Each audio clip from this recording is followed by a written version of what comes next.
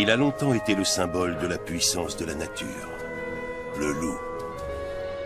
Et au Moyen-Âge, il est diabolisé, pourchassé et massacré.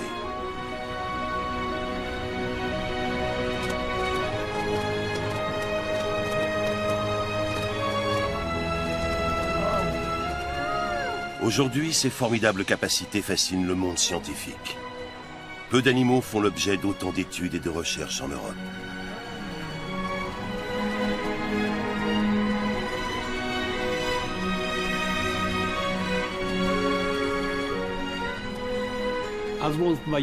Nous savions que les loups pouvaient parcourir de très longues distances.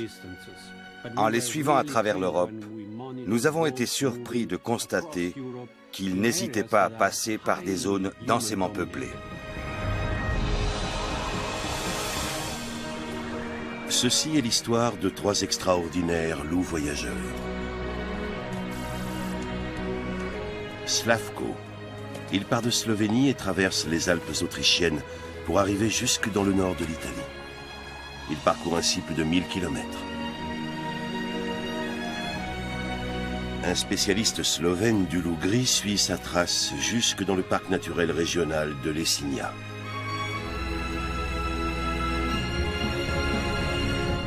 Un deuxième loup voyageur, baptisé Alan, part d'Allemagne orientale. Au cours de son expédition, il traverse routes et rivières pour atteindre la frontière biélorusse, après un périple de 1500 km.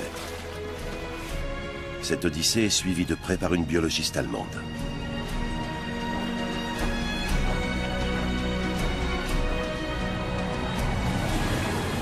Le troisième grand aventurier s'appelle Ligabue. Il abat 1000 km pour rejoindre les Alpes françaises depuis Parme, dans le nord de l'Italie. C'est une biologiste italienne qui suit ses déplacements. Mais qu'est-ce qui peut motiver des loups tels que Slavko, Alan et Ligabue à entreprendre d'aussi longues migrations ?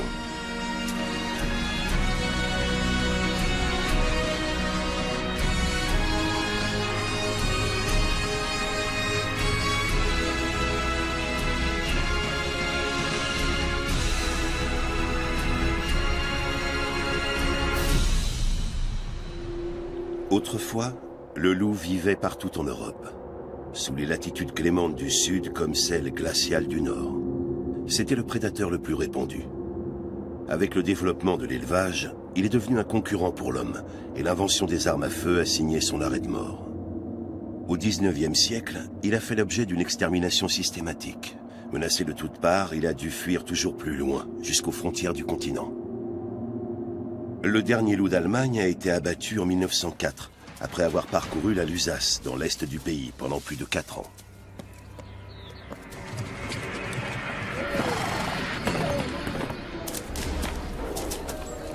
Le 27 février de cette année-là, une équipe de 18 chasseurs accompagnés de rabatteurs est sur les traces de celui qu'on surnomme le tigre de Sabroth.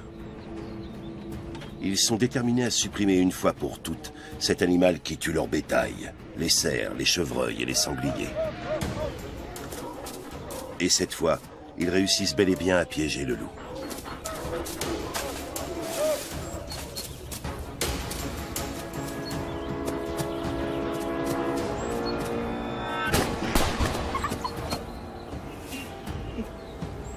Avec la mort du tigre de Sabroth, le loup a disparu des forêts allemandes.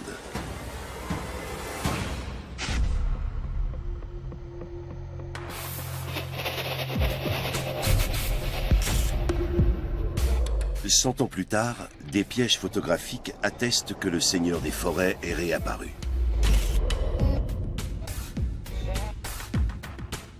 Des vidéos filmées par des particuliers le confirment. Venus principalement d'Europe du Sud et de l'Est, ces loups cherchent à gagner l'Europe centrale et doivent pour cela traverser des zones accaparées par l'homme. En février 2015, un jeune garde forestier tombe sur une bande de loups dans la lande de Lunebourg, une région du nord de l'Allemagne. Le retour des loups dans bon nombre de leurs anciens lieux de vie en Europe est un phénomène des plus passionnants pour les défenseurs de la nature. Les raisons de ce retour sont multiples. Mais il s'explique en grande partie par le fait que les loups ont une faculté d'adaptation exceptionnelle. Ils peuvent s'accommoder d'un vaste éventail de conditions écologiques.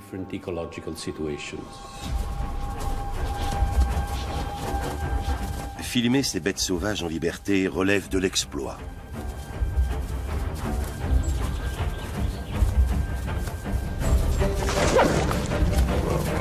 C'est donc avec des loups apprivoisés par Zoltán Orkai, un dresseur de renommée internationale, que nous reconstituerons les périples de nos 3 grands migrateurs. Si vous voulez travailler avec un loup comme celui-ci, il faut avant tout gagner sa confiance. C'est fondamental. Les animaux doivent avoir confiance en vous. Ce n'est qu'une fois qu'ils sont confiants et qu'ils vous aiment que vous pouvez commencer à travailler avec eux.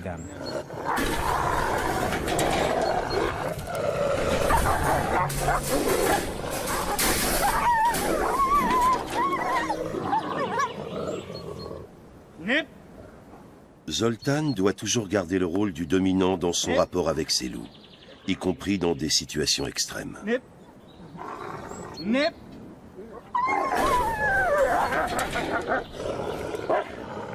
Et surtout, le leur montrer régulièrement.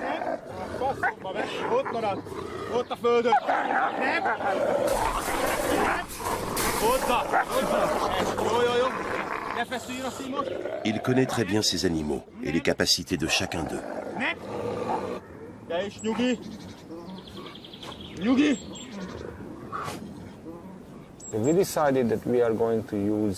On a décidé de faire jouer le rôle de Ligabue à Volko, parce que ce rôle semble fait pour lui. Il doit notamment traverser une autoroute très fréquentée. Et c'est une chose pour laquelle Volko est très doué, car il n'a absolument pas peur des voitures ni de la circulation.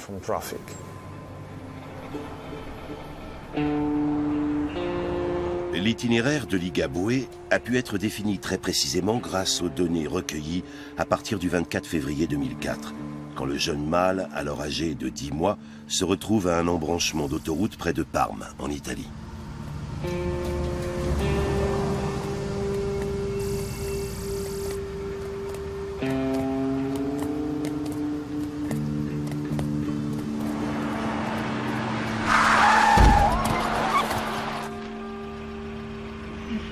L'intrépide animal est grièvement blessé, mais il est sauvé par une âme charitable. La biologiste Francesca Marucco connaît tous les détails de son histoire. Nous la suivons sur les lieux de l'accident.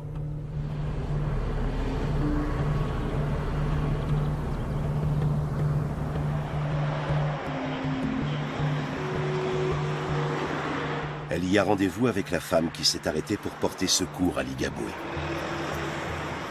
La voiture venait de là-bas et le loup d'ici. Ils n'ont pas dû se voir. Le conducteur a cherché à éviter le loup. Mais le loup, en voulant passer de l'autre côté, s'est retrouvé devant la voiture et s'est fait renverser.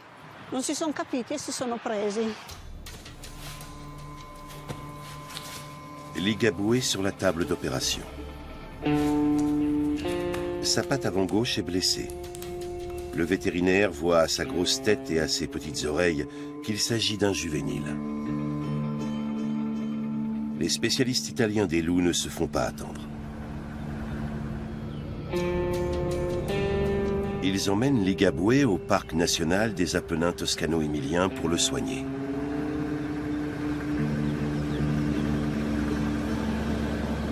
Désireuse de savoir comment le jeune loup s'est comporté après son sauvetage, Francesca se rend sur place avec le biologiste et le vétérinaire qui s'était occupé de lui. On est arrivé? Mario, c'est bien ici? Oui, c'est là-haut. Où l'aviez-vous mis? Dans cette maisonnette en pierre. Vous surveillez son état régulièrement? Oui, une fois par jour. C'est peu. Il est resté tout le temps enfermé là-dedans? Oui, il était ici. Dès qu'il entendait quelqu'un approcher, il se figeait. Mais si on restait à une certaine distance et qu'on tendait l'oreille, on l'entendait bouger et sauter dans tous les sens. Il essayait de sortir. Il grattait, il grimpait au mur, il tentait de s'échapper par tous les moyens. Mais dès qu'on ouvrait la porte, il se tapissait dans un coin, la tête contre le mur et il ne bougeait plus. Des tests génétiques ont révélé que l'Igaboué venait du parc régional du Haut-Appennin modénais, à quelques 100 km de là. 2 semaines plus tard, la patte blessée est guérie.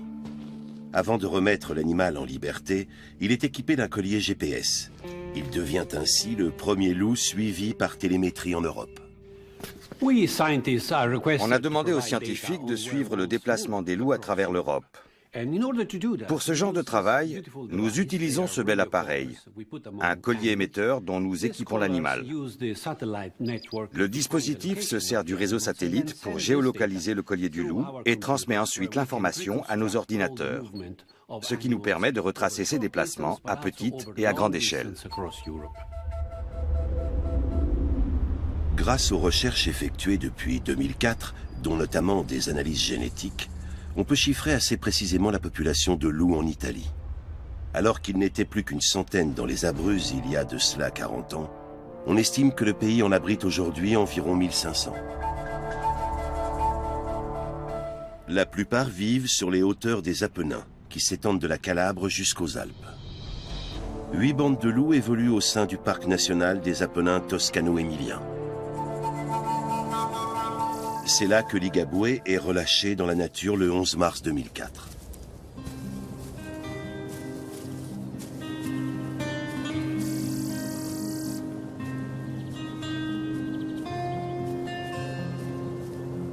Le parc national des Apennins toscano-émiliens abonde en gibier. Un terrain de chasse idéal pour les loups, dont les chevreuils et les cerfs sont les proies préférées. Il leur arrive aussi de manger des lièvres pour combler leurs besoins alimentaires, qui varient de 2 à 5 kilos de viande par jour.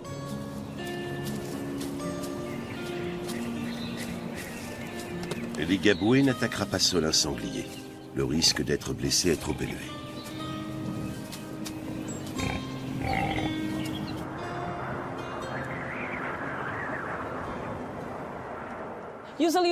Les loups vivent généralement en meute, auquel cas ils ne sont jamais seuls. Mais lorsqu'ils parcourent de longues distances en solitaire dans des territoires inconnus, ils risquent leur vie chaque jour. Ils traversent des routes et ils chassent tout seuls, y compris de grosses proies. Ils prennent beaucoup de risques, notamment lorsqu'ils se retrouvent seuls face à une meute de loups qui peut les tuer.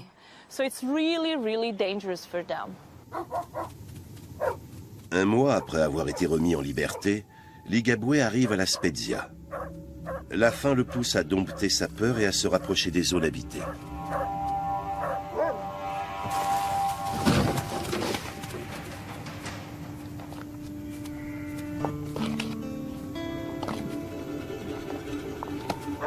Lorsqu'ils rencontrent leurs cousins domestiqués, les loups reconnaissent en eux des congénères. Loups et chiens sont à même de communiquer.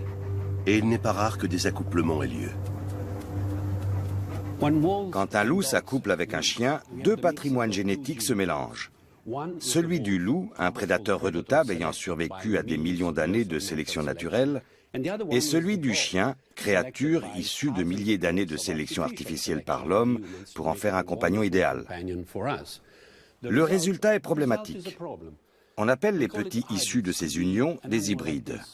Ils peuvent ressembler à ceci, un animal étrange, un peu loup, un peu chien. Or, ces hybrides peuvent constituer un grand danger pour l'espèce, car à terme, ils pourraient dénaturer définitivement son identité génétique telle qu'on la connaît. Une mutation d'un autre genre intervient dans le mythe du loup-garou, créature diabolique mi-homme, mi-loup. Ce mythe remonte au Moyen-Âge. Ainsi, en 1589, un paysan du village d'Eprat, dans l'ouest de l'Allemagne, est jugé par le tribunal de l'Inquisition. Cet homme est accusé de se transformer en loup la nuit et d'avoir tué des hommes, des femmes enceintes et plus d'une douzaine d'enfants.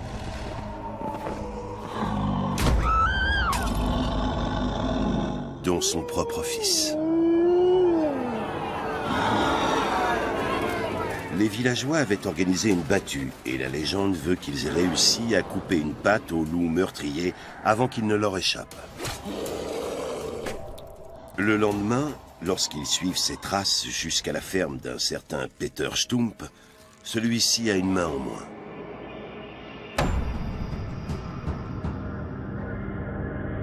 Sous la torture, l'homme qui souffrait sans doute d'un trouble psychique avoue se transformer en loup et ressentir un besoin irrépressible de chair humaine.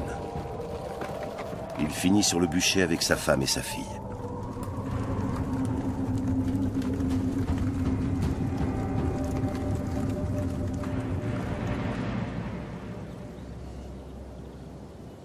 La fumée rejetée par la centrale thermique de Boxberg rappelle-t-elle sans cesse cette histoire aux gens de la Lusace? Toujours est-il que les loups continuent à y incarner le mal. Et ce, malgré la diffusion de vidéos qui ont été filmées dans les environs où l'on peut voir des loups mener une vie de famille paisible.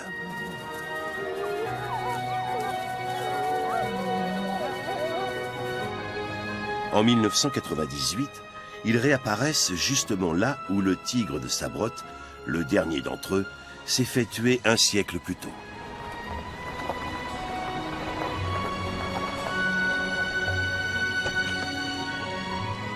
C'est ici que commence l'histoire d'Alon, le deuxième loup migrateur.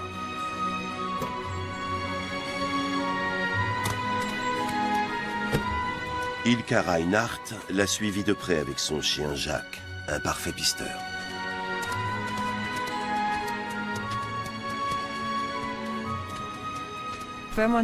Quand on observe l'évolution de la population des loups en Allemagne, on constate que très souvent, les premières bandes à peupler une région s'installent dans des zones d'entraînement militaire. D'abord réapparus en Lusace, les loups ont ensuite été repérés plus à l'ouest, dans le Brandebourg et la région berlinoise en l'an 2000. 7 ans plus tard, des loups ont rejoint les régions du nord de l'Allemagne.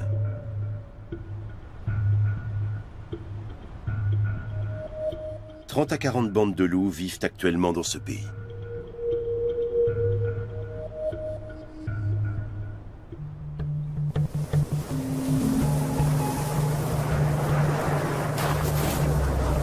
Les biologistes allemands ont constaté que la propagation de l'espèce dans le pays suivait un schéma séculaire. Les jeunes loups qui grandissent au sein d'un territoire donné, comme cette zone d'entraînement militaire quasi déserte, s'émancipent à l'âge de 10 à 22 mois et s'en vont former une nouvelle meute dans le voisinage.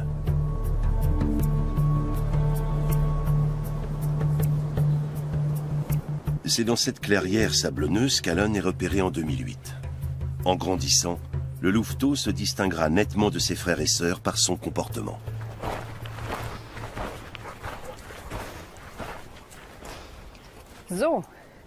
Voilà ce qui a été le terrain de jeu du petit Allen.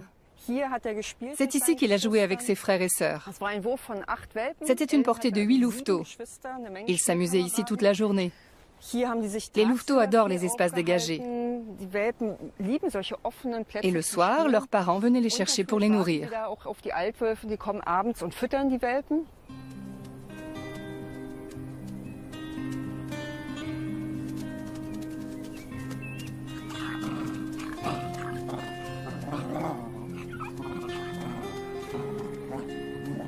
Alon et ses petits compagnons se préparent à leur future vie de chasseurs en batifolant.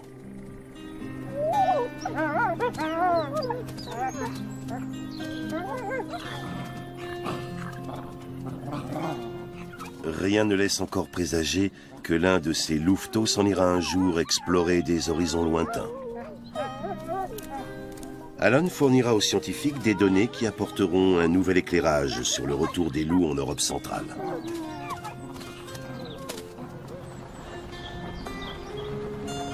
Son histoire a passionné Ilka, qui travaille au Loupus, un centre de recherche sur les loups. Lorsqu'elle traverse le territoire des loups, le souvenir d'Alon est partout.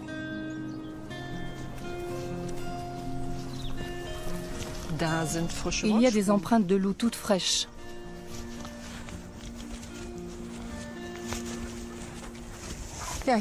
C'est ici que nous avons équipé Allen d'un collier émetteur le 13 mars 2009. Le louveteau a alors 10 mois et pèse 31 kilos. L'Office fédéral pour la protection de la nature nous a demandé de munir 6 loups d'émetteurs. Allen était parmi eux. C'est un louveteau en pleine santé et déjà très puissant. Avant de recevoir son collier GPS, Allen est dûment examiné, pesé et mesuré.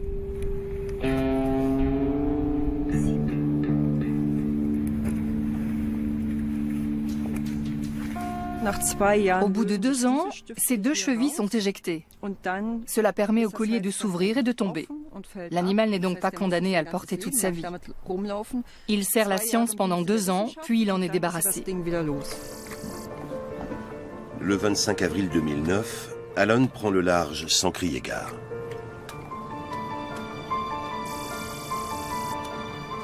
Il quitte le territoire de ses parents et met le cap vers le nord. Poussé par un fort instinct migratoire, il se lance dans une formidable odyssée.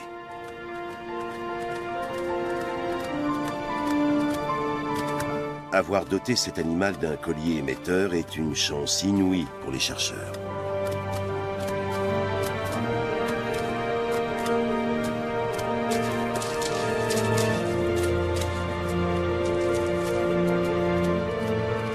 C'est la première fois qu'Allen est entièrement livré à lui-même.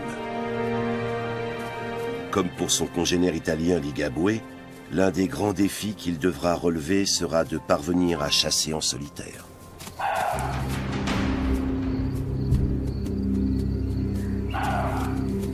Une biche adulte satisferait sa faim pendant plusieurs jours.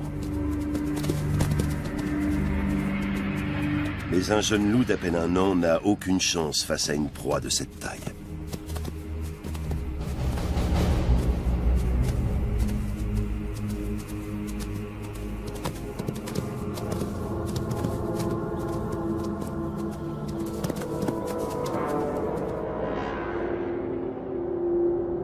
De son côté, Ligabue sillonne l'Italie du Nord. Au début, sa trajectoire est plus hésitante que celle d'Allen. Pendant les premières semaines, il reste dans le parc national des Apennins toscano-émiliens. Puis il se dirige vers la Méditerranée et atteint le mont Ebro après une trotte de 400 km. Culminant à 1700 mètres, c'est le 2e plus haut sommet des Apennins liguriens. Il est connu pour abriter des loups.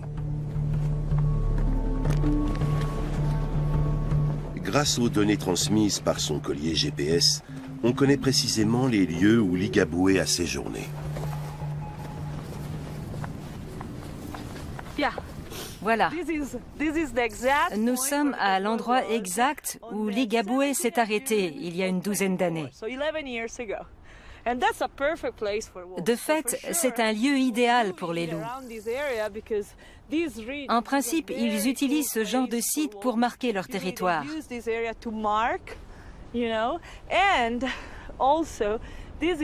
Et pour Ligabue, c'était le passage entre les Apennins de la région de Parme et les Alpes.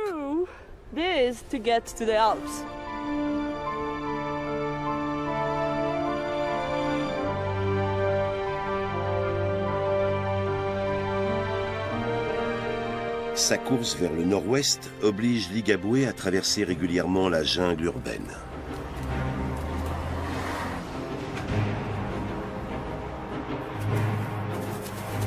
Dans ce monde construit par l'homme pour l'homme, il se heurte partout à des obstacles. Autoroutes, clôtures. La volonté d'aller de l'avant doit être très forte pour que le loup ne renonce pas dans ce dédale aux 1000 dangers. Même un marcheur expérimenté est parfois obligé de parcourir des kilomètres pour trouver un passage adéquat. Ligabue, lui, utilise les tunnels et de petits ponts.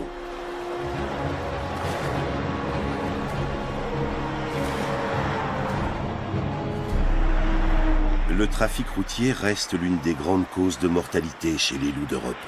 et en particulier chez les grands voyageurs. D'après l'Institut de recherche Leibniz, 77 loups ont été tués entre 2000 et 2015 sur les routes allemandes.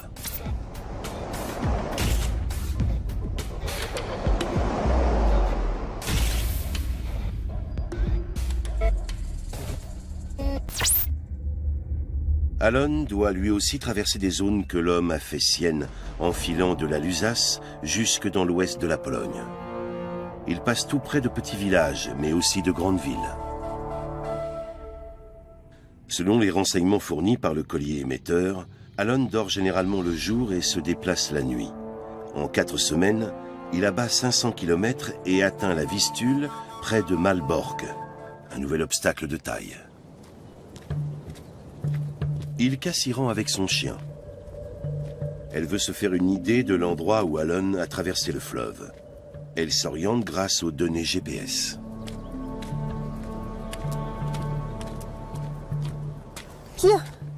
Il était à cet endroit précis. Génial, non? Et d'ici, il a dû prendre le chemin qui passe par là-bas. Je vais aller voir. Mais Jacques n'a pas particulièrement envie de pister de loups en ce moment. Jacques, viens par ici. On va voir s'il y a un passage. On dirait qu'il y a un sentier. Ce serait donc ici qu'Alon aurait cherché à traverser la Vistule en mai 2009. La biologiste se demande encore ce qui motivait le loup. C'est comme si ces animaux avaient un moteur interne.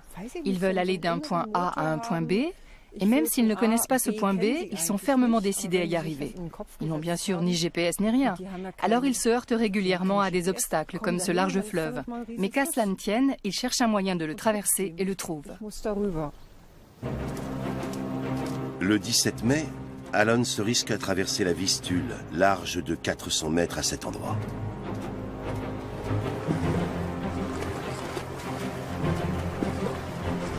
Après tout, les loups sont d'excellents nageurs.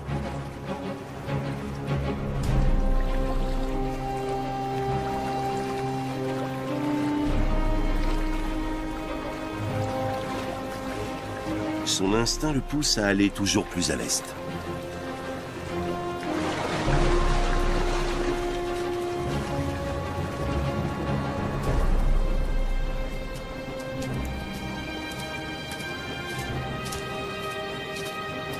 Ilka et Jacques rejoignent à leur tour l'autre rive. Qu'est-ce que c'est? Des vagues? Ça t'intrigue, hein?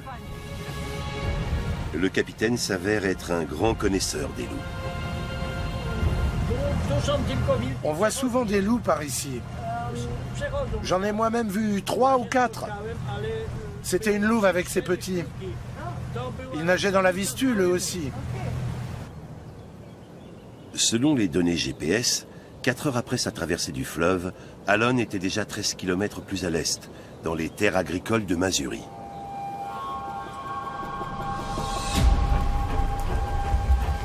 Dans un troupeau, les loups choisissent toujours l'animal le plus facile à vaincre.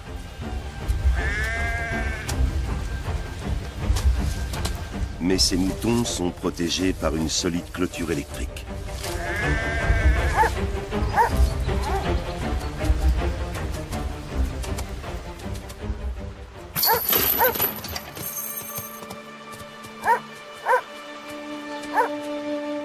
De façon générale, les loups évitent de s'approcher de l'homme.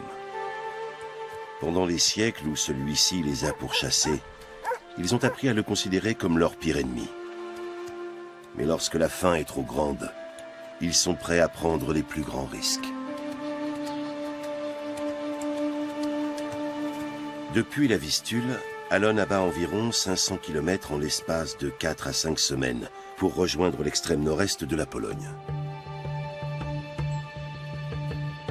Une nuit de juin 2009, il fait halte à proximité de quelques maisons en périphérie d'Elk.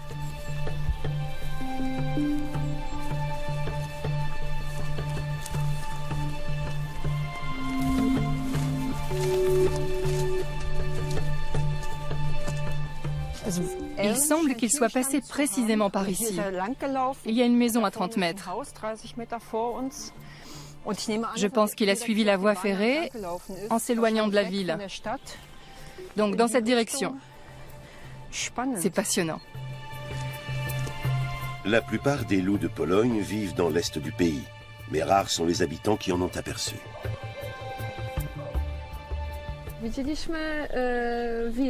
Notre grand-mère raconte qu'elle a vu un loup il y a environ 1 an. Un jour qu'elle était en chemin pour venir chez nous, elle s'est retournée et a eu une peur bleue en voyant un loup juste devant elle. C'est ce qu'elle dit en tout cas. La vue d'un loup provoque bien souvent l'hystérie. On voit encore en lui Isengrin, le héros du roman de Renard. Et quand un mouton est retrouvé éventré, la peur ancestrale des loups revient au grand galop. L'expert Luigi Boitani donne quelques conseils pratiques. Si vous rencontrez un loup dans la forêt, gardez votre calme. Dites-vous que vous avez beaucoup de chance de voir un loup dans la nature. Surtout, ne vous enfuyez pas. Si vous vous mettez à courir, il vous prendra pour une proie et il peut se mettre à vous suivre. Il est très peu probable qu'il vous attaque cependant. Ce genre d'agression n'a eu lieu que 4 ou 5 fois en plusieurs siècles dans le monde entier. C'est donc extrêmement rare. Mais ce sont des animaux curieux. Ils s'approchent des villages pour voir ce qui s'y passe.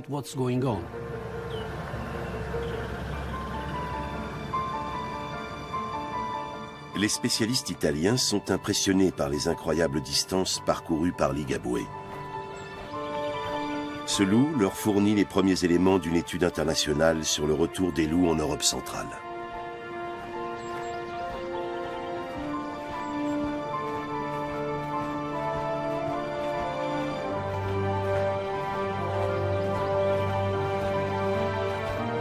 En juin 2004, Ligabue quitte le mont Hébro et l'Apennin septentrional pour traverser la plaine du Pô sur le chemin qui le mène vers les Alpes.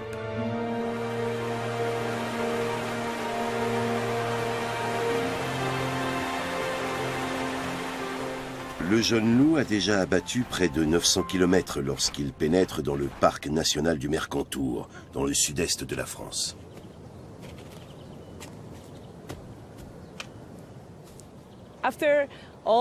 Après avoir traversé tout l'Apennin du Nord et dépassé Coni dans le Piémont, Ligabue est arrivé en France.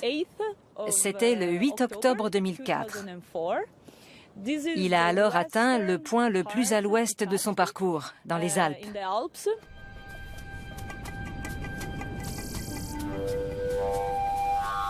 Ligabue révèle au monde scientifique l'immense périple qu'un loup est capable d'entreprendre à la recherche d'un nouveau territoire.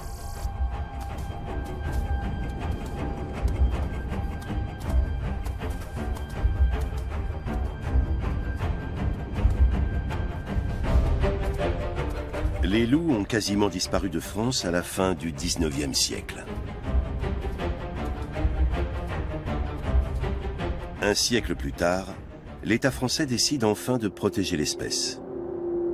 Les premiers loups italiens arrivent sur le sol français en 1992.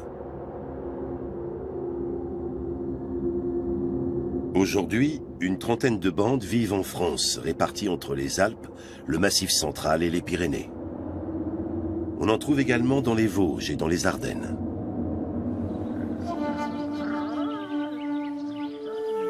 Les images d'une meute entière filmée à la frontière franco-italienne font sensation.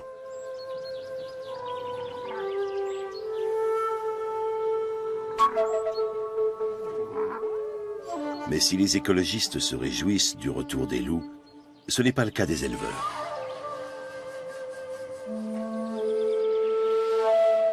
Dans les Alpes, les loups comprennent vite qu'ils peuvent facilement approcher les troupeaux de moutons, pour la plupart laissés sans surveillance. Ils tuent plus de 5000 bêtes rien qu'en 2012. Le gouvernement finit par autoriser les éleveurs concernés à tirer sur les bêtes qui menacent leur cheptel ovin. Les éleveurs sont aussi dédommagés pour leurs pertes, mais ils doivent faire en sorte de mieux protéger leurs troupeaux. Jean-Pierre Cavallo emploie des gardiens très discrets. Parmi les moutons se cachent en effet des chiens de protection des troupeaux, ou patous. En 92, il y a eu les loups qui sont retournés dans les Alpes. Je suis allé à Bari chercher des chiens de protection, des chiens à brousser, parce que c'est des chiens qui travaillent encore qui étaient encore dans les troupeaux.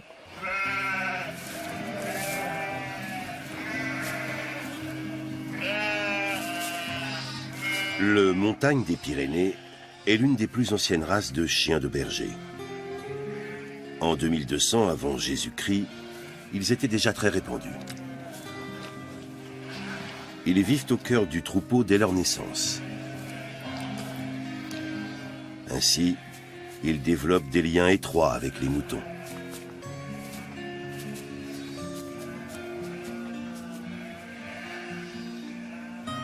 Ce rapport privilégié diminue la force du lien entre les chiens et l'éleveur. S'ils reconnaissent l'autorité de leur maître, les chiens conservent en revanche une certaine distance affective avec lui. Apparemment, le chien, il prend l'amour comme une personne. Il s'attache. On voit très bien qu'on voit l'agneau là. L'agneau, il est là. Il vient sentir le chien lui laisse le museau et il prend sa protection. Parce qu'il reste sur sa coupelle à lui. C'est le chien qui va protéger cet animal. Chaque patou, on en a 6 dans le troupeau. Chaque patou, il a 5, 6, 7 ou 10 brebis. C'est ses brebis. C'est l'amour qu'on peut apporter comme nous, un être humain, qu'on apporte un amour à une bête.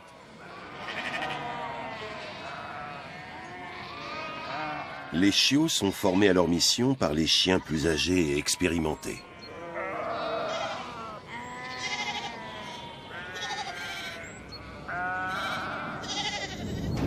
Cette vidéo d'une attaque nocturne de loups atteste de l'efficacité de la protection apportée par ces chiens. Quand le prédateur s'approche, les moutons reculent, paniqués. Rapidement, un chien se détache du troupeau et s'interpose entre loup et mouton.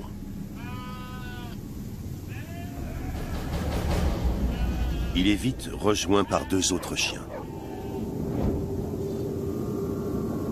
En général, leur taille imposante et leur aboiement suffisent à repousser le loup. Il arrive donc assez rarement qu'ils doivent attaquer directement l'intrus.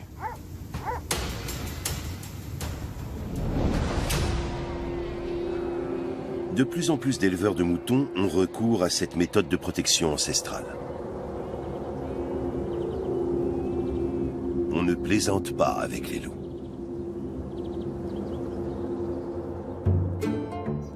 Ésope l'a bien décrit dans ses fables, comme celle du garçon qui criait au loup. Elle raconte l'histoire d'un jeune berger qui, s'ennuyant sur sa colline, voulut faire une farce aux villageois dont il gardait les moutons.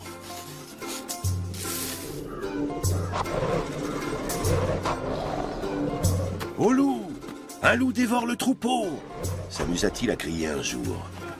Les hommes du village accoururent à la rescousse.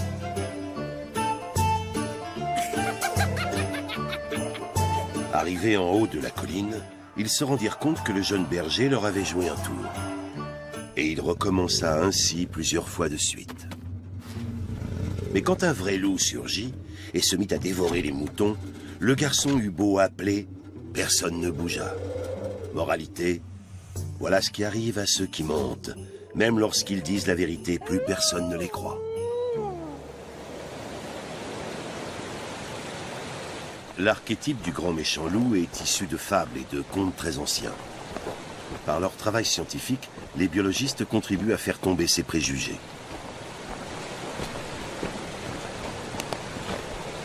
Après sa brève excursion en France, Ligabue est retourné en Italie. Nous avons passé 4 semaines à suivre Ligabue dans cette vallée, jour après jour. Et nous avons fini par découvrir qu'il n'était pas seul. Ils étaient 2 désormais. Sa longue épopée semble récompensée. Ligabue a trouvé une compagne. L'analyse génétique a montré qu'il s'agissait d'une louve appartenant à la population italienne.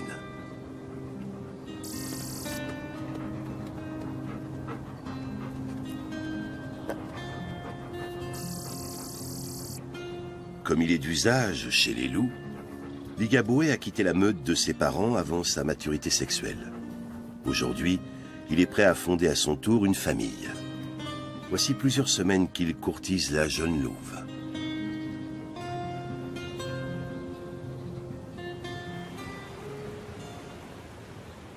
Mais alors qu'ils sont à 2 doigts de s'accoupler, l'histoire de Ligabue prend un tour tragique.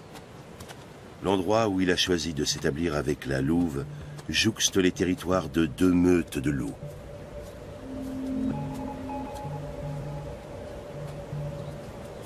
C'est un triste souvenir pour Francesca. Avec la mort de celui qu'elle pistait depuis si longtemps, ses recherches s'arrêtent.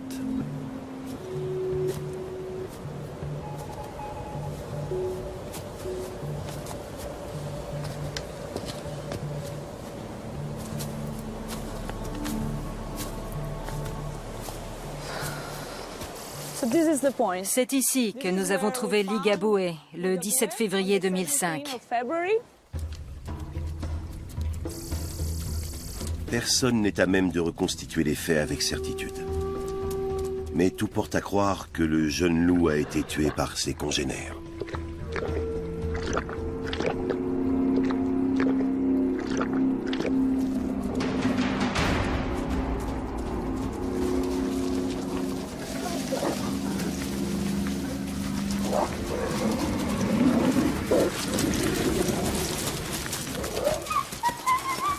Ce genre d'agression est fréquent chez les loups.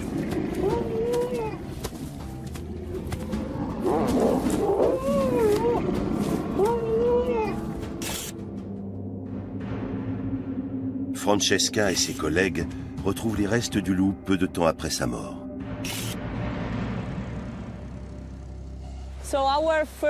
Nous pensons qu'il a été tué par une meute de loups qui vivait près d'ici. C'est un comportement normal chez les loups, mais c'est tellement dommage. Ligabue avait parcouru près de 1000 kilomètres pour apporter ses gènes jusqu'ici. Et il est mort 2 semaines avant de se reproduire. Parce qu'en général, les loups s'accouplent vers le début du mois de mars. Et il avait trouvé une femelle. Il était prêt à fonder sa propre meute.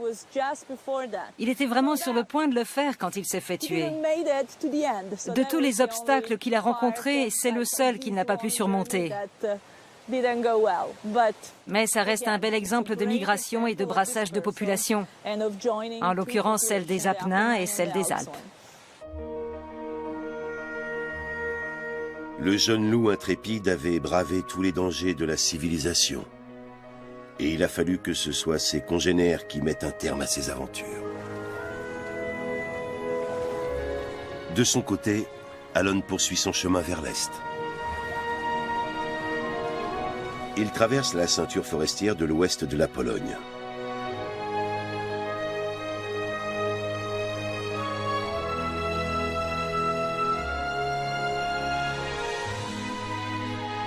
Après 400 km, il arrive dans la région de Gdansk. Le 17 mai 2009, il franchit la Vistule à la nage près de Malbork. Un mois après son départ, Alon a déjà 770 km derrière lui. Il a dépassé Varsovie et le voici dans le parc national de la Biebja. Un paradis pour les animaux. Mais les données GPS semblent indiquer qu'Alon y a rencontré un problème.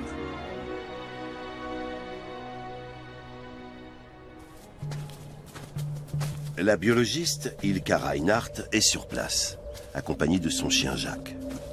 Elle inspecte les lieux où Alon a marqué une pause d'une longueur inhabituelle après avoir abattu 60 km dans la nuit du 14 au 15 juin.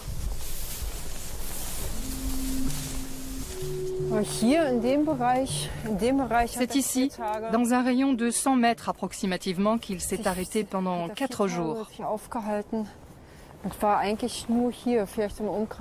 On ignore pourquoi il n'a quasiment pas bougé pendant tout ce temps.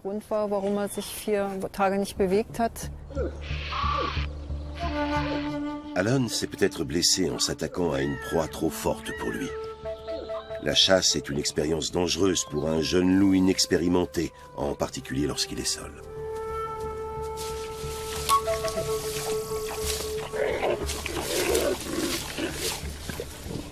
Un sanglier le rassasierait pour plusieurs jours. Mais un loup peut se blesser grièvement à combattre un adversaire aussi puissant.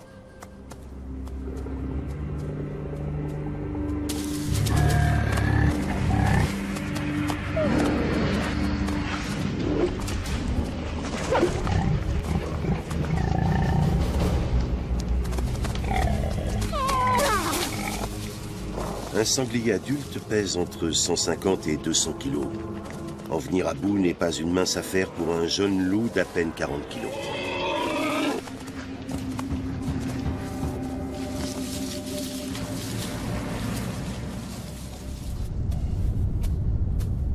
Il en va autrement lorsque les loups chassent en meute. Celle-ci chasse le bison dans le nord du Canada. Sa stratégie est simple.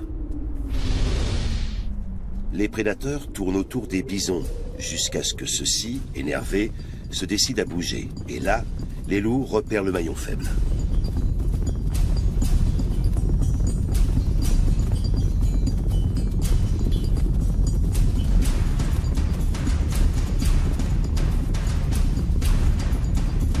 Cette fois, c'est un bisonneau qui est pris pour cible. Les loups ne le lâchent plus.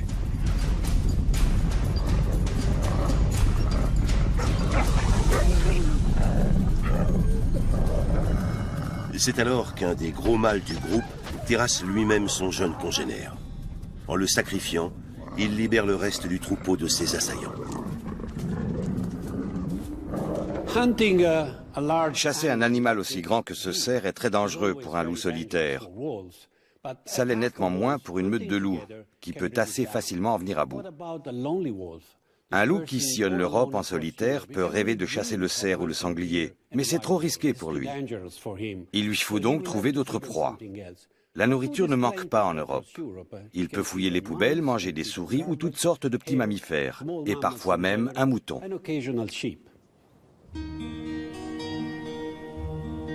Fin juin 2009, Alon est toujours dans le parc national de la Biebja. C'est l'un des plus grands marécages d'Europe, un vrai paradis pour les oiseaux. Plus de 270 espèces viennent s'y reproduire. Des milliers de grues y passent l'été.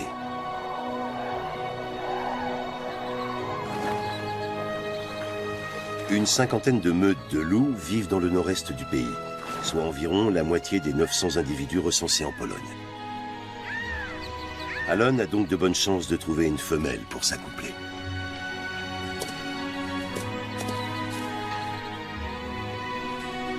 Au cœur de cette contrée peuplée de loups, vit un homme qui passe beaucoup de temps à les guetter.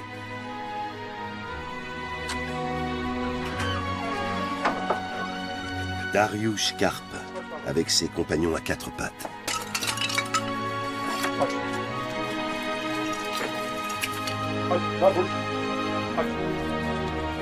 Dariusz est gardien du parc national de la Biebja depuis des années et connaît les lieux comme sa poche.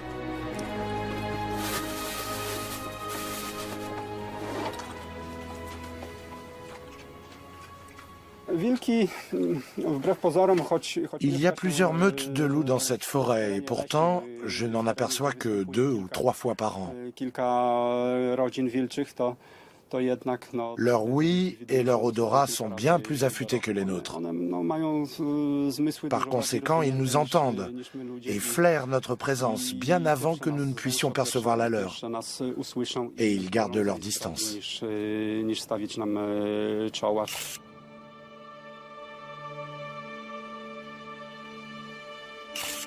Les clichés de Dariusz rendent hommage à la beauté fascinante de cet animal. Grand défenseur de la nature, Dariusz a du mal à comprendre pourquoi le loup continue à avoir aussi mauvaise presse.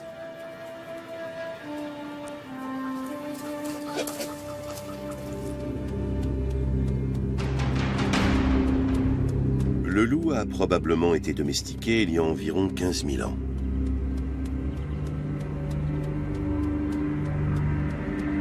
Ainsi aurait commencé l'histoire du chien, le premier animal domestiqué par l'homme.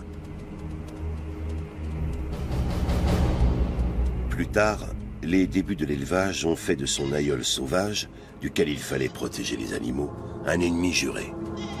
Depuis l'invention des armes à feu portatives au XVe siècle, le loup n'a plus aucune chance. Il est désormais, et jusqu'à aujourd'hui, pourchassé de toutes parts. Ceci est un piège de fer, ou piège à mâchoire, qui a été posé par des braconniers. Je l'ai trouvé près d'ici, dans la forêt. On imagine facilement la souffrance des animaux lorsque les mâchoires se referment. Un loup qui se fait piéger se débat longuement. Il court avec le piège accroché à la patte, ou s'arrache la patte avec ses crocs pour se libérer. Depuis 1998, les loups sont très protégés en Pologne. Mais on est encore loin d'une coexistence pacifique entre l'homme et le loup, tel que Dariusz l'appelle de ses voeux. Cet animal entouré de mythes suscite des émotions diverses aux quatre coins de l'Europe. Dans les régions d'Europe où les loups n'ont jamais été éradiqués, comme en Italie, en Espagne ou en Grèce, ils ne posent pas trop de problèmes. Les gens savent comment coexister avec eux et ils n'en ont pas réellement peur. Mais dans les pays où les loups ont été exterminés puis sont réapparus, tels que la France ou l'Allemagne, on ne sait plus comment coexister avec eux. Tout ce qui reste du rapport entretenu pendant des siècles avec les loups, c'est de la crainte, des contes et des légendes. Le petit chaperon rouge illustre parfaitement ces peurs.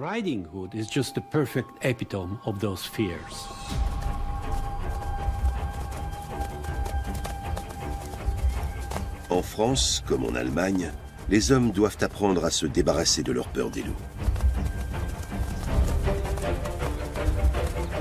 La tâche est plus aisée dans l'est de la Pologne, où l'espèce ne s'est jamais éteinte, les vastes forêts offrant d'immenses refuges naturels pour les loups.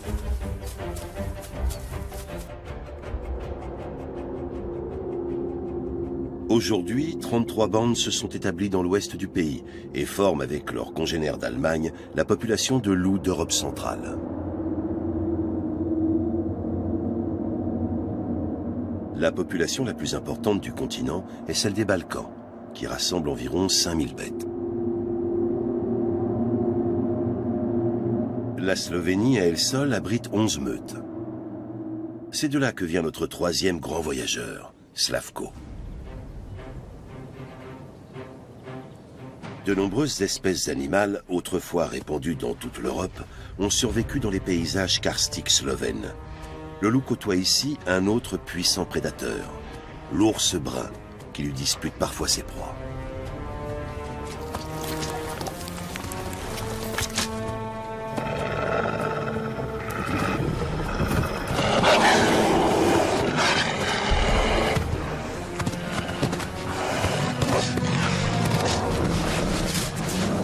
Le loup tente en vain de protéger son sanglier.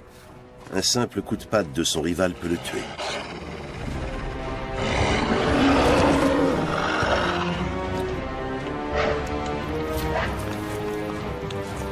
Cette scène pourrait se dérouler dans la nature sauvage.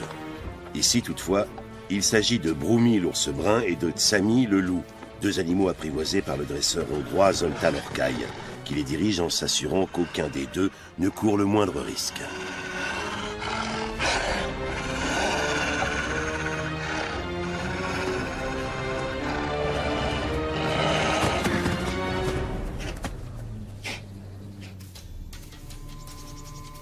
Hubert Potocznik et Alexandra Maïk s'intéressent aux loups des Alpes dinariques, un massif qui s'étend au nord de Trieste.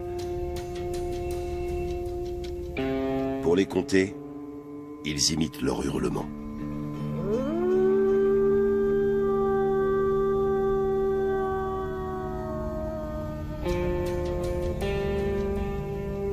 Cette nuit, les loups ne répondent pas.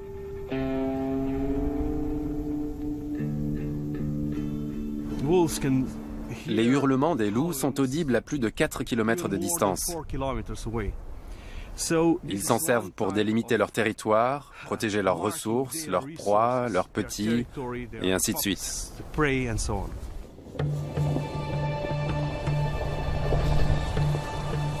Hubert Potocznik compte régulièrement les loups de la région.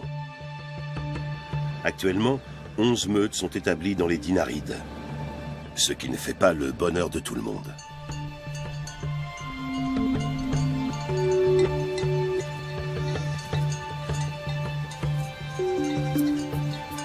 Les moutons de Slobodan Shankar font l'objet de fréquentes attaques.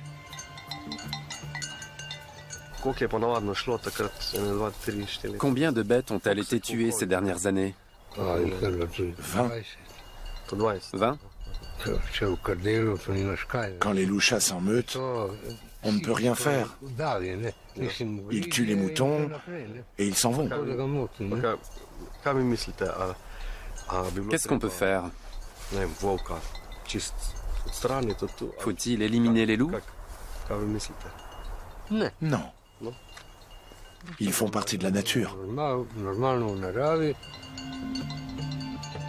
Hubert ne cesse d'encourager les éleveurs slovènes à mieux sécuriser leurs troupeaux.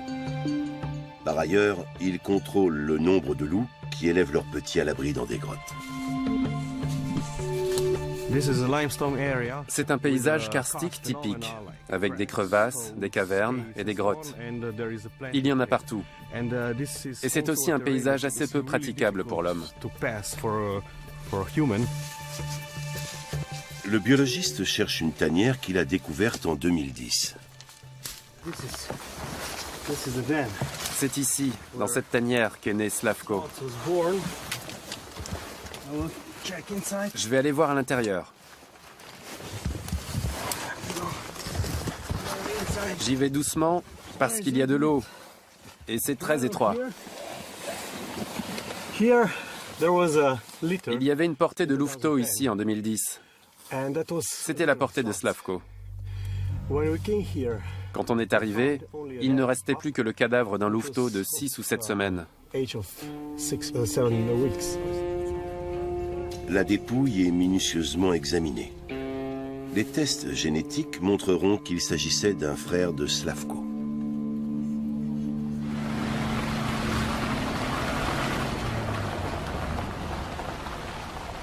Un an plus tard, en juillet 2011, les spécialistes slovènes réussissent à attraper le jeune Slavko et à l'anesthésier.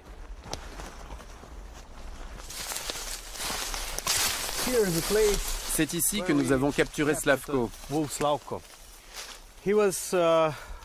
C'était un jeune mâle déjà imposant, grand et lourd. Il pesait 40 kilos. Après avoir procédé à un bilan de santé, les biologistes équipent le jeune loup d'un collier émetteur afin d'étudier son schéma de déplacement.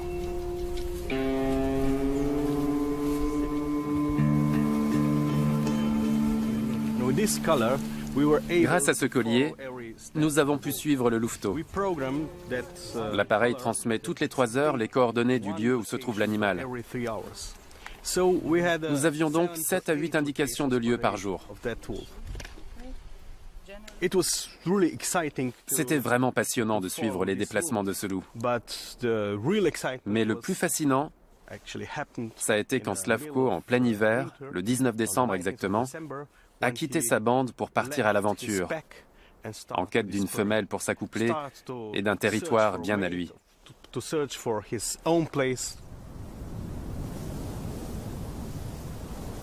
Tournant le dos à ses montagnes natales, Slavko s'élance vers le nord. Pourquoi choisit-il cette direction? Nul ne le sait. Les données envoyées à l'époque par le collier émetteur permettent aux biologistes de marcher sur les traces du loup pour retracer son épopée.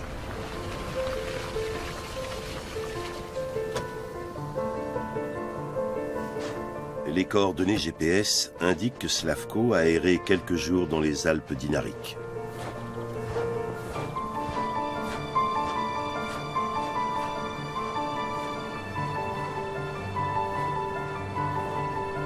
Ensuite, premier défi à relever. La traversée de l'autoroute Trieste-Ljubljana.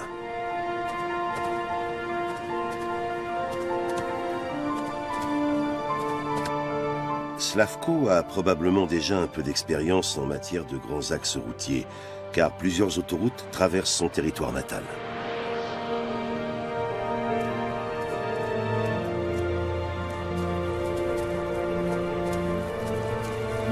Neuf jours plus tard, le 28 décembre 2011, Slavko arrive à l'aéroport de Ljubljana. Hubert se rend sur le terrain qui jouxte la piste de décollage.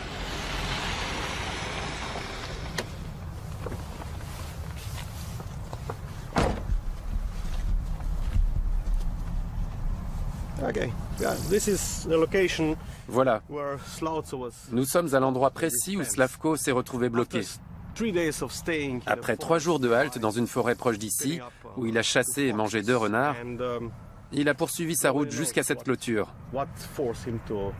Pourquoi allait-il dans cette direction? Aucune idée.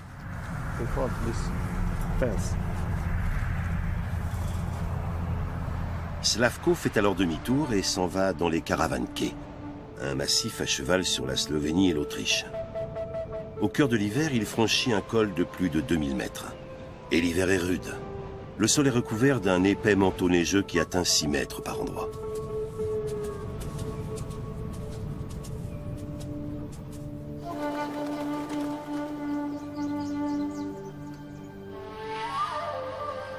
Notre grand voyageur avance si vite qu'il pénètre sans cesse dans de nouveaux territoires. Fin décembre, Slavko est confronté à un nouvel obstacle. La rivière Drau en Autriche.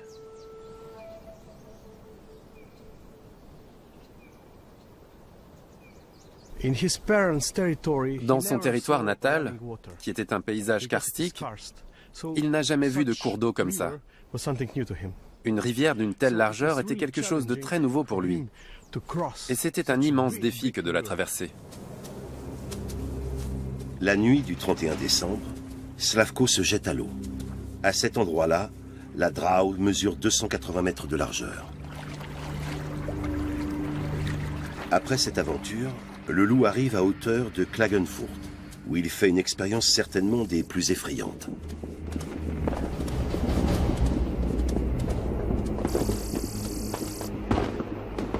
L'ouïe des loups est 2 fois plus fine que la nôtre.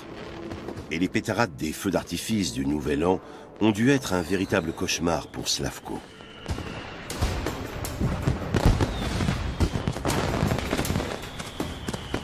L'animal a poursuivi en toute hâte son périple vers le nord.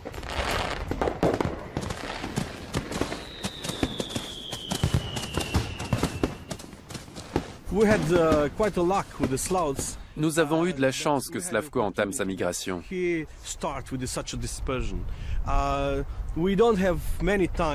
Nous avons rarement l'occasion de suivre à la trace un loup à travers des paysages modelés et dominés par l'homme.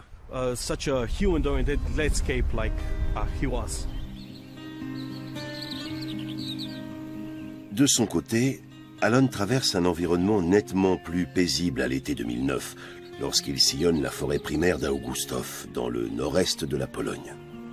Plusieurs meutes de loups appartenant à la population balte y vivent déjà à l'époque. Aujourd'hui, on en recense 10. Il est fort probable qu'Alon soit entré en contact avec elles.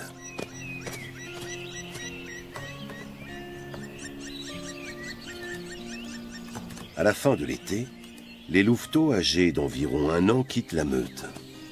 À mesure qu'ils s'émancipent, ils entreprennent des voyages de plus en plus longs, jusqu'à partir définitivement en quête d'un nouveau territoire. Rares sont toutefois ceux qui, comme Alan, se lancent dans des migrations aussi longues.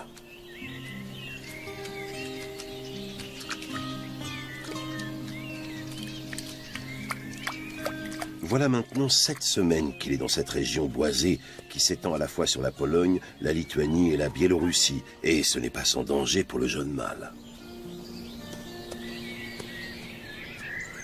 Car si les loups sont protégés en Pologne depuis 1998, ils peuvent encore être chassés en Lituanie et en Biélorussie. Adam Kolator, garde forestier de la forêt primaire d'Augustov, s'efforce de repérer les empreintes de loup. Ici, il y avait un petit point d'eau. Cette année, il s'est asséché et il n'en reste qu'une grosse flaque de boue. On y distingue nettement des empreintes de sangliers, de cerfs, d'élan, mais aussi de loups. Adam est favorable à la chasse au loup. Il en a d'ailleurs abattu 2 sur le sol biélorusse. Et il voit d'un mauvais œil la protection de l'espèce en territoire polonais. Je pense qu'on devrait pouvoir chasser le loup comme on chasse le gibier, tout au moins chez nous, dans le cadre d'une chasse contrôlée et donc limitée. Ici, ce n'est pas comme dans les régions où les loups sont très rares et où ils doivent être protégés. L'espèce n'a jamais totalement disparu de cette forêt. Par conséquent, je ne vois pas pourquoi ça arriverait maintenant. Pour le garde forestier, le loup est un prédateur qu'il faut tenir en échec. Cette idée est illustrée par une légende de la mythologie nordique. La géante Angreboda et le dieu Loki eurent pour fils un loup appelé Fenris. Selon une prophétie, l'animal était destiné à devenir un puissant démon qui ravagerait la terre. Tyr, divinité de la guerre, le fit donc entrer au royaume des dieux. Fenris grandissait de jour en jour. Apeurés, les dieux l'enchaînèrent en lui présentant cela comme un jeu. Mais le loup parvint à se libérer. Après plusieurs autres tentatives infructueuses pour l'enchaîner, il fut demandé aux elfes de fabriquer un lien magique. Pour ce faire, ils mélangèrent des tendons d'ours, du souffle de poisson, de la barbe de femme, de la salive d'oiseau, des bruits de pas de chat et des racines de montagne. Sûr de sa force, Fenris se laissa attacher, mais seulement après que Tyr ait placé sa main droite dans la gueule du loup, en gage de confiance. Quand Fenris, le démon, se rendit compte qu'il ne pouvait se libérer, il arracha la main du dieu de la guerre. Mais les dieux étaient sauvés. Longtemps, Fenris resta ainsi prisonnier, une épée dans la gueule pour l'empêcher de mordre tous ceux qui l'approchaient. Mais on ne déjoue pas une prophétie. Le démon finit par briser ses liens et triompher des dieux. Il dévora Odin le Père, le jour du Ragnarök, le crépuscule des dieux.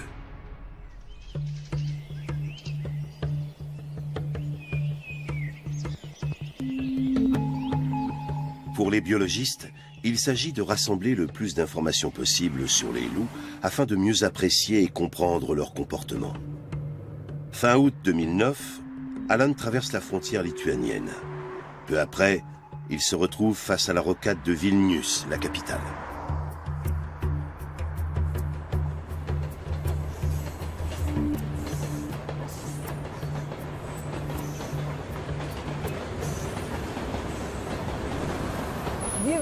Nous savons où nous sommes et ce qu'il y a dans telle ou telle direction. Le pauvre Alan, lui, a continué par là-bas un moment, puis s'est cru sauvé en pénétrant dans cette forêt.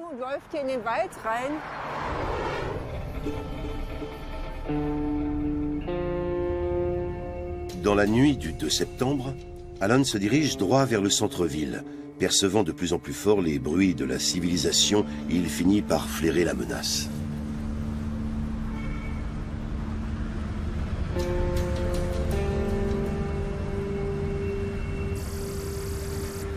Quand il comprend son erreur, il fait volte-face et met le cap vers le sud-est. Il a fait 30 km dans cette direction, puis a bifurqué vers la Biélorussie. Le lendemain matin, Ilka se rend à la frontière biélorusse, aux confins de l'Union européenne. Elle arrive dans une zone rurale hérissée de tours de guet. Ici, on ne craint pas le loup, mais l'immigration clandestine. La biologiste retrouve 2 écologistes engagés dans la protection du loup en Lituanie. Hi. Hi there. Hi. I'm Ilka. Ilka Reiner from Germany. Le trio, accompagné d'un garde-frontière lituanien, se rend à l'endroit exact où Alan a pénétré en terrain dangereux. Nous savons que la Biélorussie a éliminé bon nombre de loups. Il y a quelques années, il y en avait encore dans les 2000. Actuellement, on pense qu'ils ne sont plus qu'environ 600 dans le pays.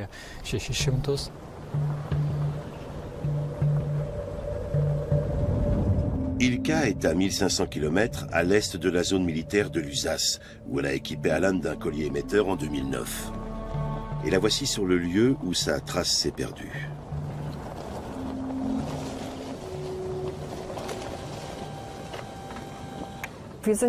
Alan était ici juste avant que nous le perdions. Il est ensuite passé du côté biélorusse où il est resté encore au moins 6 semaines.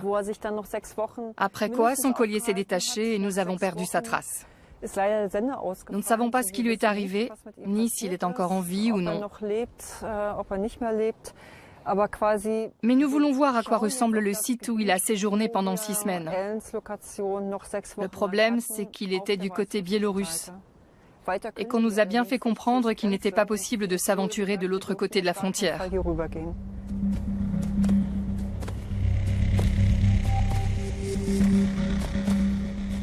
Le 12 octobre 2009, le collier d'Alan cesse d'émettre des signaux. Jusqu'à aujourd'hui, on ignore ce qu'il est advenu du jeune loup. Pendant les 66 jours où il a été suivi, Alan a traversé la Pologne et la Lituanie au fil d'une expédition qu'il a menée de la Lusace à la Biélorussie. En Europe, aucun autre loup muni d'un collier émetteur n'a parcouru une telle distance. On ne peut pas savoir combien de loups vont entreprendre un long périple, ni prédire quel membre d'une meute va la quitter. Ce sont généralement des individus assez jeunes, mais tous les jeunes ne quittent pas leur bande.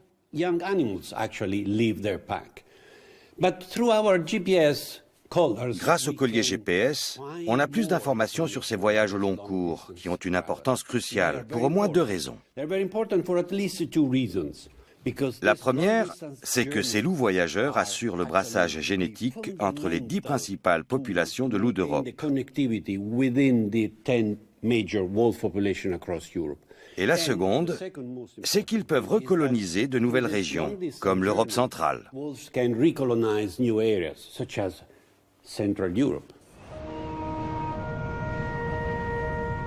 Slavko est la preuve vivante que les grands voyageurs contribuent au brassage génétique entre différentes populations de loups. Lui-même, issu du groupe des Balkans, est venu jusque sur le territoire des loups alpins. En décembre 2011, il a remonté toute la Slovénie, puis le sud de l'Autriche, contournant Klagenfurt pour filer vers le nord avant de réorienter sa trajectoire vers l'ouest. Le 17 janvier 2012, ses coordonnées GPS le situent près de Spital, sur les hauteurs enneigées des Hohe Tauern. Pourquoi Slavko choisit-il de passer un col de 2600 mètres au mois de janvier dans ces contrées glaciales ?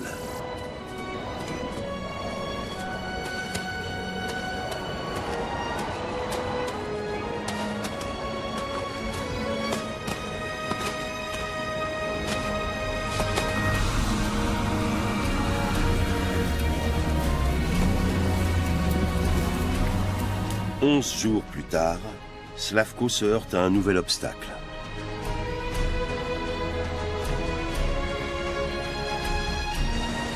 Les gorges de la Schwarzach, profondément creusées dans les montagnes de Deferregen.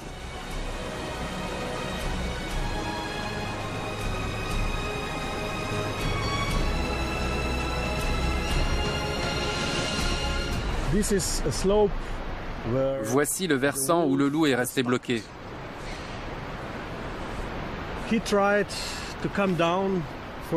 Il a essayé de descendre à plusieurs reprises, mais la pente était trop abrupte.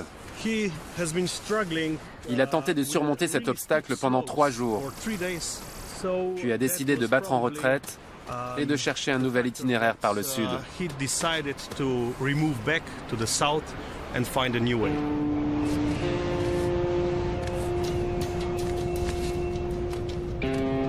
Slavko est toujours déterminé à franchir les Alpes. Il traverse à présent les montagnes en direction de l'Italie.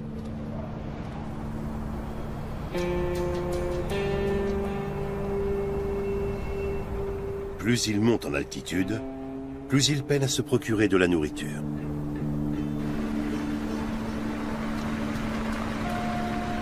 Quelques jours plus tard, il rejoint Dobbiaco en Italie.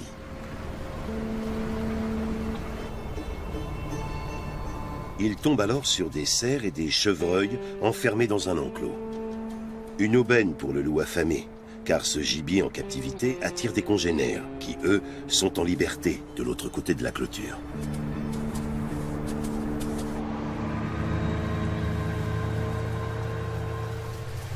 En sortant du bois, Slavko débouche sur une piste de ski où il provoque l'émoi. Hubert inspecte le site en question avec un garde forestier.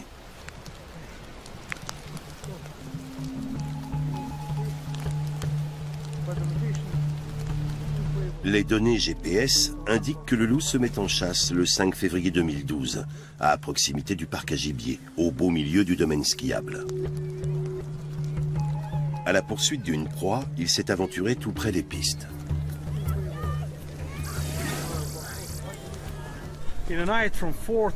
Dans la nuit du 4 au 5 février, Slavko a tué un chevreuil à côté d'une piste, à une vingtaine de mètres seulement. Cette piste a fait la une de la presse locale en 2012.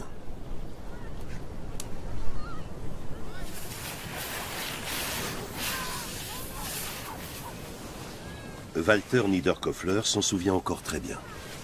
Je lève les yeux vers la piste pour voir si les canons à neige fonctionnent et j'aperçois un animal qui sort du bois. Je l'ai pris pour un chien. Il trottait en remontant la piste en direction du télésiège. Un peu plus tard, je suis revenu avec les enfants, à qui je donnais une leçon de ski. Et tout à coup, je les entends s'écrier « C'est plein de sang là-bas, il y a un chevreuil mort !» On est allé voir, et en effet, un chevreuil à moitié dévoré, entouré d'une mare de sang, gisait dans la neige. J'ai pensé au chien, mais plus tard, on a appris que c'était l'œuvre d'un loup. Depuis quelque temps, la population autrichienne suit de près les pérégrinations de Slavko. La presse relaie ses différentes étapes pour le bonheur des lecteurs. Les journalistes s'en donnent à cœur joie avec des titres tels que « Le voyageur solitaire cherche le grand amour ».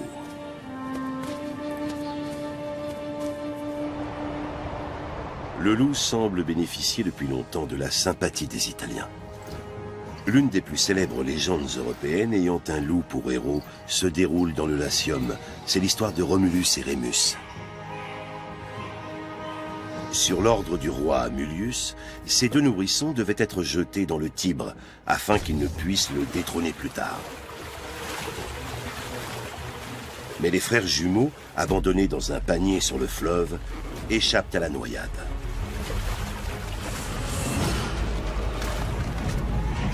À peine sortis des flots, les voici cependant face à une nouvelle menace. Dans les roseaux rôde une louve. Mais la louve prend les nouveau-nés sous son aile et se met à les allaiter. Plus tard, les jumeaux fonderont Rome, dont Romulus deviendra le premier roi.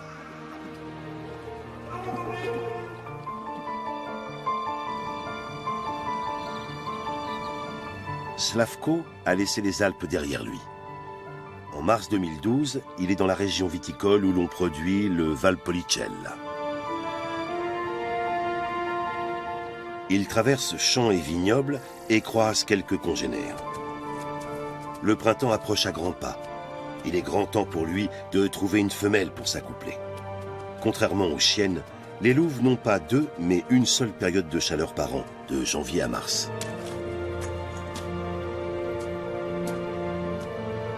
Et ce n'est pas là l'unique problème que Slavko doit affronter.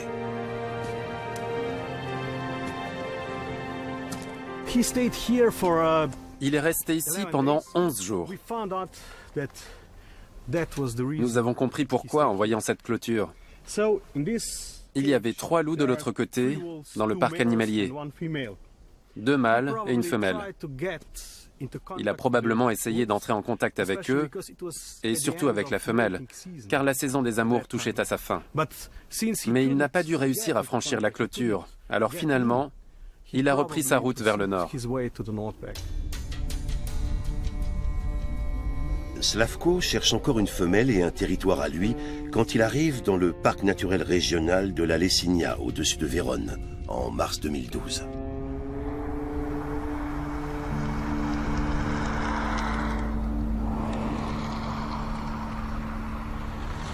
Hubert y rencontre Fulvio Valbusa, l'ancien champion du monde italien de ski de fond, qui travaille désormais comme inspecteur des eaux et forêts.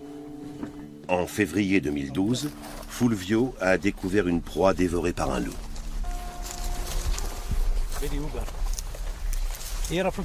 C'est ici que j'ai retrouvé une carcasse de chèvre, tout près du restaurant. Alors on a pris notre piège photographique et on l'a positionné là-bas, de manière à filmer la zone autour de la chèvre.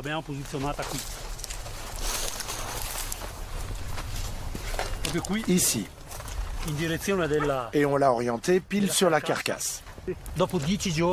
10 jours plus tard, un loup est apparu à l'image. On n'en revenait pas. Mais si, c'était bien un loup.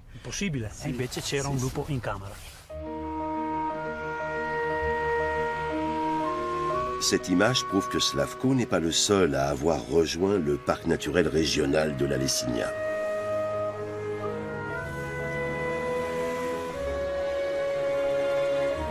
Un autre loup a dû entreprendre un long périple pour atteindre cette contrée où l'espèce avait disparu depuis une centaine d'années.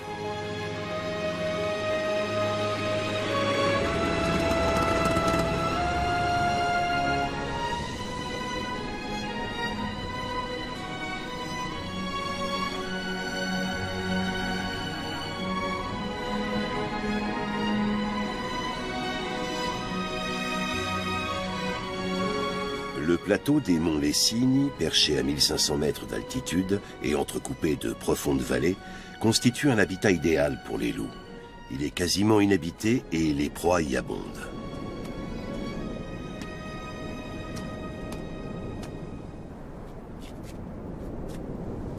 Fulvio veut montrer à Hubert l'endroit où, en avril 2012, il a fait une rencontre impromptue avec Slavko. Et l'animal n'était pas seul.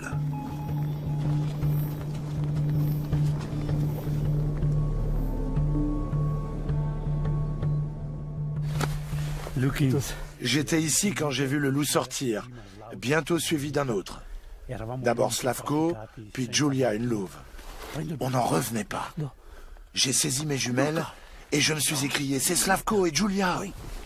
Je me suis dépêché de prendre l'appareil photo et clic, clic, clic. Vous avez été les premiers à les voir ensemble. Oui. Nous nous doutions que les loups de Slovénie et les loups des Alpes occidentales finiraient un jour ou l'autre par se rencontrer quelque part à mi-chemin. Mais nous ne pensions pas que ça arriverait si vite. C'est donc tout à fait passionnant de voir la première portée de Slavko et Giulia sur les monts Lessignes. Cependant, nous savions déjà qu'ils s'y trouvaient tous les deux.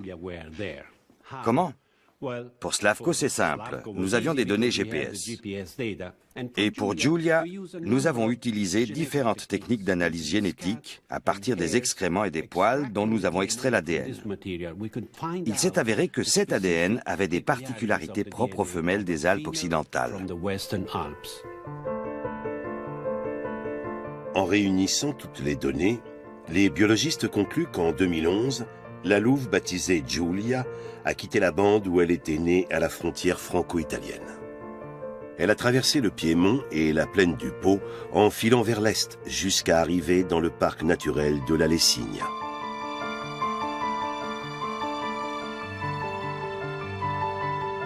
Elle a rencontré Slavko en avril 2012. Ils ont délimité un territoire ensemble et se sont accouplés.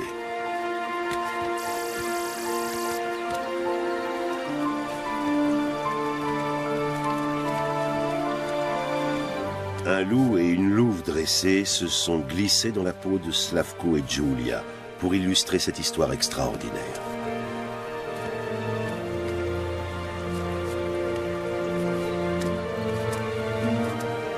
Les scientifiques ont apporté la preuve que les différentes populations de loups d'Europe entraient en contact les unes avec les autres grâce aux migrations d'individus isolés qui assurent ainsi un brassage génétique.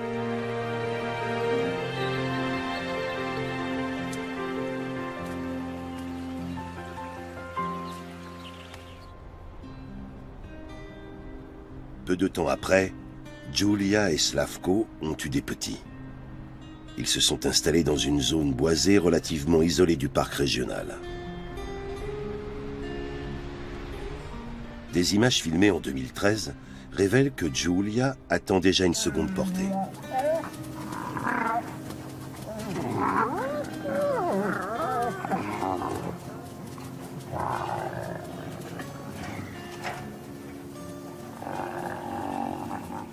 Aujourd'hui, le parc de la Lessigna est à nouveau peuplé par les loups. Ils ne se font pas que des amis, notamment lorsqu'ils attaquent des animaux d'élevage. Mais si certains souhaitent leur éradication, d'autres continuent à se battre pour le retour des loups.